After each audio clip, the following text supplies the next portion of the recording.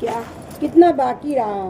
حضرت عائشہ رضی اللہ عنہا نے عرض کیا صرف ایک سانہ باقی گیا، باقی سب تقسیم ہو گیا۔ حضور صلی اللہ علیہ وسلم نے فرمایا وہ سب باقی ہے اس سانے کے سوا۔ مقصد یہ ہے کہ جو اللہ کے لیے خرچ کر دیا گیا وہ تو حقیقت میں باقی ہے، اس کا دائی ثواب باقی ہے، اور جو رہ گیا وہ فانی ہے، نہ معلوم باقی رہنے والی جگہ خرچ ہو یا نہ ہو۔ صاحب مظاہر رحمۃ اللہ علیہ کہتے ہیں اس میں اشارہ اللہ جل شانہ کے اس پاک ارشاد کی طرف ہے، ما عندکم ینفد ما عند اللہ باق۔ سورہ جو کچھ تمہارے پاس دنیا میں ہے وہ ایک دن ختم ہو جائے گا، چاہے اس کے زوال سے ہو یا تمہاری موت سے، اور جو کچھ اللہ جل شانہ کے پاس ہے وہ ہمیشہ باقی رہنے والا ہے۔ ایک حدیث میں حضور اقدس صلی اللہ علیہ وسلم کا پاک ارشاد وارد ہوا ہے کہ بندہ کہتا ہے میرا مال میرا مال، اس کے بعد دوسری بات نہیں۔ اس کا مال وہ ہے جو کھا کر ختم کر دیا، یا پہن کر پرانا کر دیا، یا اللہ کے راستے میں خرچ کر کے اپنے لیے ذخیرہ بنا لیا۔ اس کے علاوہ جو رہ گیا وہ جانے والی چیز ہے جس کو وہ لوگوں کے لیے چھوڑ کر چلا گیا۔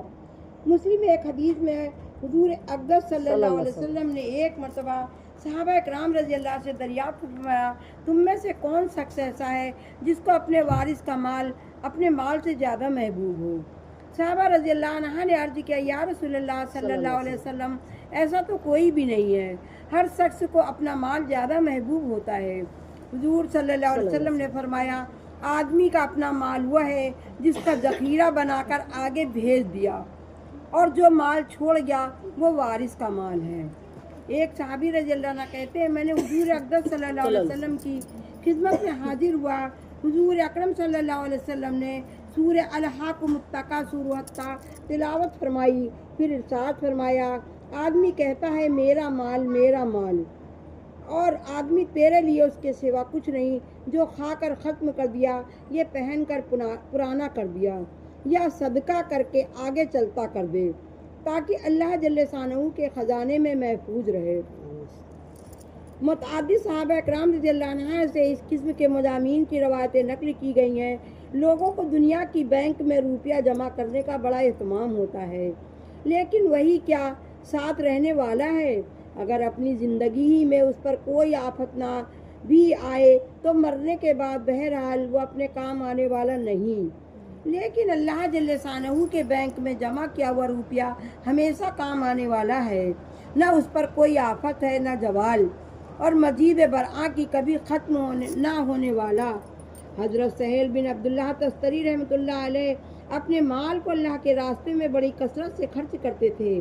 ان کی والدہ اور بھائیوں نے حضرت عبداللہ بن مبارک رحمۃ اللہ علیہ سے اس کی شکایت کی، یہ سب کچھ خرچ کرنا چاہتے ہیں، ہمیں ڈر ہے کہ چند روز میں فقیر ہو جائیں گے۔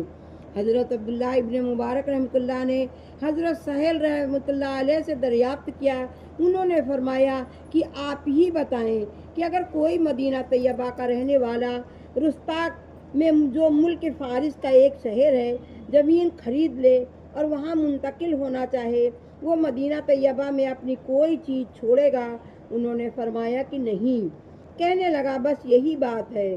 لوگوں کے ان کے جواب سے خیال ہو گیا کہ دوسری جگہ انتقال آبادی کرنے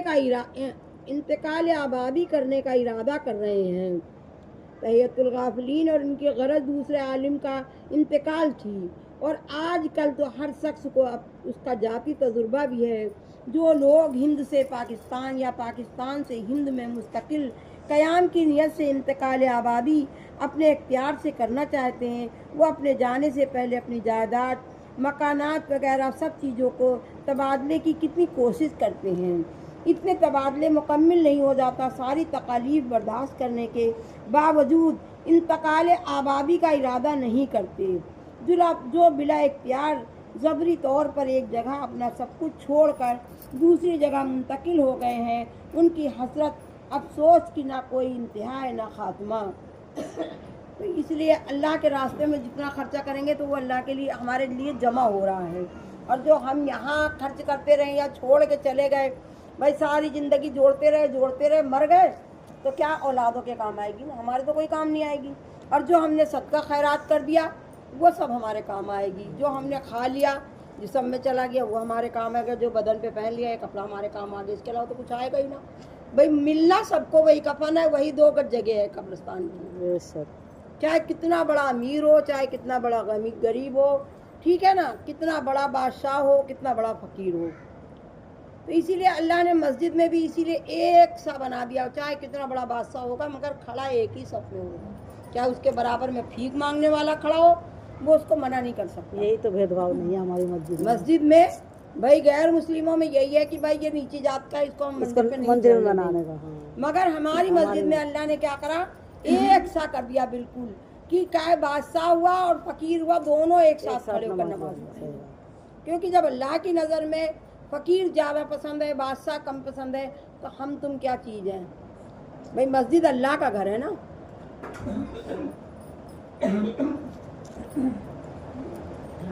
हाँ। हज़रत अली रज़ी अल्लाह अन्हा से किसी ने दरियाफ्त किया कि खुशू क्या चीज़ है।